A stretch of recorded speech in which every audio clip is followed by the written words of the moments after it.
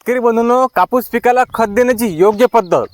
पुढे वही चालू आहे आणि मागं लाकडी सरत्यानं आपण खत उन्हाळून राहिलो, खत पेरून देऊ राहिलो. कापूस पिकाला आपण किती डोस दिले? 2 डोस, 3 डोस, 4 डोस, 5 डोस. पण योग्य पद्धतीनं, योग्य प्रमाणात आणि योग्य वेळेमध्ये दिलं नाही तर फारसा फायदा जास्त होत नाही, उलट आपला पैसा जास्त वाया जातो. आता कापूस पिकाला खत देण्याची योग्य पद्धत कशी आहे आणि कशी काम करते, आजच्या व्हिडिओमध्ये संपूर्ण माहिती आपण पाहणार आहे. म्हणून व्हिडिओ शेवटपर्यंत पहा. जे आपले शेतकरी बांधव असतील त्यांना शेअर करा आणि सबस्क्राईब करून घ्या. रोजची व्हिडिओ तुमच्यापर्यंत येत राहतील. आता आपला कापूस पिकाचं शेत आहे आणि पहिला डोस आपण देऊन देत आहे. 17 ते 18 जूनची आपली पेरणी आहे आणि पहिला डोस आता आपण त्या ठिकाणी देऊन देत आहे. आता कापूस पिकामध्ये कोणीही पिकामध्ये खत देण्याची योग्य पद्धत असते आणि खास करून कापूस पिकालाच आपल्याला 2 ते 3 वेळ डोस त्या ठिकाणी द्यावा लागतात. आता इथं काय होणार आहे, समोर एकाच टाईममध्ये 2 कामं आपल्या होऊ राहिले. समोर वखर आहे, पूर्णपणे आंतरमशागत तण व्यवस्थापन होऊ राहिलं आणि त्याच मागं आपण सरत्यानं खत देऊ राहिलो. या सरत्यानं खत देण्याचे काय फायदे आहेत, हाचा विषय हा महत्त्वाचा आहे. आपण ज्यावेळेस खत वर फेकतो त्यामधलं नायट्रोजन जे आहे ते तसंच हवेमध्ये उडून जाते आणि खताची जे गुणवत्ता आहे हे कमी होऊन जाते. ते जर आपण खत जमिनीमध्ये पेरलं तर पूर्णपणे मातीच्या संपर्कामध्ये येऊन जाते आणि कापसाच्या मुळाशी हे खत पडल्यामुळे घेतात, जे पूर्ण खत आहे लवकर ऑब्झर्व करून घेतात आणि हा खूप चांगला फायदा आहे आपल्या कापूस पिकाला. आपल्या कापूस पिकाला खत देण्याचा. आता इथं तुम्ही प्रत्यक्षात पाहू शकता की समोर वही चालू आहे. हे बा, पूर्ण फटीमधलं जे तण आहे ते पूर्णपणे या फटीमध्ये गायब होऊ राहिलं आणि मागून आपलं जे खत आहे हे आपण खत देऊ राहिलो. का फक्त योग्य पद्धतीचा आपण वापर केला तर हमखास फायदा कापूस पिकामध्ये, तुरी पिकामध्ये किंवा कोणीही पिकामध्ये हे आहे. जवळपास 4 ते 5 वर्ष झाले आपण याच पद्धतीनं कापूस पिकाला खत देत आहे. याचा फायदा काय होतो, 1 मिनिट इकडं पहा. हे जे सरत्यानं आपण खत सोडतो पूर्णपणे जमीनच्या किंवा कापसा मुळापाशी हे खत पडते आणि यानं काय होते, झाडाच्या खाली खत पडल्यामुळे लवकर खत उचलण्याची क्षमता जी आहे हे झाडांची वाढते. साऱ्या जमिनीमध्ये पुरेसा ओलावा आहे. या टाईममध्ये आपण खत देऊन देत आहे. या खतामध्ये आपण पहिला डोस आहे आणि यामध्ये एकरी 1 बॅग 10-26-26, ज्यामध्ये 3ही आपले मुख्य अन्नद्रव्य आहेत, नत्र, स्फुरद आणि पालाश. हे आपण एकरी 1 बॅग म्हणजे एकरी 50 किलो सोडत आहे.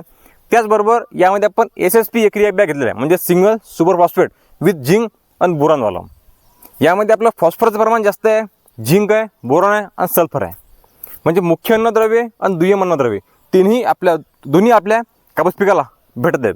आणि एकरी 10 किलो आपण युरिया घेतलेला आहे, कारण की युरिया हे खत असं आहे की लवकर लागते आणि बाकी जे खत आहेत हे लागायला थोडी वेळ लागते. एवढाच डोस आपण घेऊन कापूस पिकाला पहिला डोस त्या ठिकाणी देत आहे आणि असाच डोस आपण दुसरा देणार आहे, एवढीच मात्रा बस. 2 डोसमध्ये हे कापूस पीक दरवर्षी आपण घेतो. चांगलं नियोजन आहे आणि चांगला उतार जो आहे हा दरवर्षी येतो. फक्त योग्य पद्धतीचा वापर आपण केला पाहिजे. खत लागेल तर कमी द्या, कमी डोस द्या, पण योग्य प्रमाणात द्या, योग्य पद्धतीनं द्या आणि योग्य मात्रा द्या. संपूर्ण वावरामध्ये आपलं कापूस खत चालू आहे आणि वही 1 नंबर हो राहिली आणि खत 1 नंबर त्या ठिकाणी चालू आहे. शेतकरी बांधवांना नेहमीच योग्य माहिती भेटावी, कामाची माहिती भेटावी, हाच आपला प्रामाणिक प्रयत्न आहे. कारण की शिक्षणाच्या जोरावर मागच्या 5 वर्षापासून जो आपण शेती करत आहे, बरेचसे शेतकरी सोबत जुळलेले आहेत, त्यांना योग्य माहिती भेटावी आपल्याकडून, हाच आपला नेहमी प्रामाणिक प्रयत्न आहे. सध्या कापसा पीक बऱ्यापैकी पातेवर याला आता सुरुवात झालेली आहे. पहिलीच फवारणी या कापूस पिकात झालेली आहे, तिथं कमी खर्चामध्ये 2च घटक घेऊन आपण पहिली फवारणी आटपून घेतली होती आणि दुसरी फवारणी आपण अतिशय कमी खर्चामध्ये आटपून घेणार आहे. कारण की खते आणि फवारणी याच्यावरच आपला जास्त खर्च जो आहे तो होतो. आता फवारणीचा खर्च दरवर्षी आपला कमी असतोच, यावर्षी प्रचंड खताचे भाव वाढलेले आहेत आणि म्हणून रासायनिक आणि जैविक दोघांचे कॉम्बिनेशन करून आपण कापूस पीक त्या ठिकाणी घेतो. आता रासायनिक खताचा डोस आपण दिलेला आहे, लवकरच या वावरामध्ये आपण जीवामृत स्लरी तयार करणार आहे. आजच ते द्रावण आम्ही मिक्स करायला त्या ठिकाणी ठेवलेला आहे. तोही व्हिडिओ तुम्हाला पाहायला मिळणार आहे. कारण की 100% जर आपण रासायनिकच्या भरोश्यावर राहिलं तर प्रचंड खर्च आपला होतो. सध्या 10-26-26ची 1 बॅग आपल्याला 2100 ते 2150 रुपये, 2200 रुपयेपर्यंत त्या ठिकाणी पडते.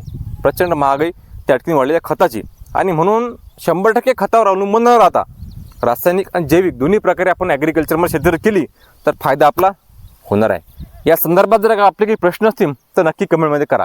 दुसरा विषय म्हणजे आता तुम्ही वखराचा फरक पहा किती आहे. या फटामध्ये आपली वही गेलेली आहे, संपूर्णपणे फटी जी आहे हे चक आहे, कुणी झण नाही, कुठलेच तण नाही, आणि यामध्ये जायची बाकी आहे, तर तुम्हाला तण दिसत असेल. ठीक आहे ना. हा जो प्रयोग आहे हा काही आपला नाही आहे, जुना पारंपरिक शेकडो वर्षाची परंपरा या सरत्याला आहे. लाकडी सरता आहे आपल्या घरी, आजोबाच्या काळातलं, आजोबाने जपून ठेवलेल्या वस्तू त्या ठिकाणी आहेत. लाकडी सरता आहे आणि जुनी पद्धत आहे आणि योग्य पद्धत आहे. या व्हिडिओमध्ये आपण थांबणार आहेतच. परत भेटू नवीन व्हिडिओमध्ये नवीन माहिती घेऊन. तुम्हाला चांगली माहिती भेटायला पाहिजे हाच आपला एकमेव प्रामाणिक प्रयत्न आहे. म्हणून सबस्क्राईब करून ठेवा. व्हिडिओ आवडला असेल लाईक अवश्य करा. धन्यवाद. जय जवान जय किसान.